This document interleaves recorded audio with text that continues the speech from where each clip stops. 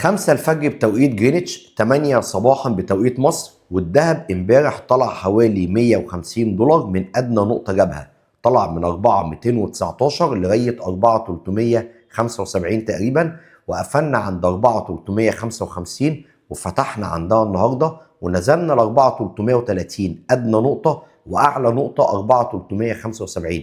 بدأ يتكون عندنا منطقة مقاومة ضعيفة لغاية دلوقتي، اللي هي من 4375 ل 4385 أو 90، اللي رد من عندها أكتر من مرة النهاردة وامبارح والأسبوع اللي فات. طبعا دي لسه منطقة ضعيفة جدا، احتمالات اختراقها عالية جدا الفترة اللي جاية. أما فيما يخص منطقة الدعم، عندنا المنطقة بتاعت 4219 وبعدين 480، يبقى أنا كده عندي مقاومة 4380 4385، بعديها على طول 4500، وعندي تحت دعم 4219 وتحتيها 480 485.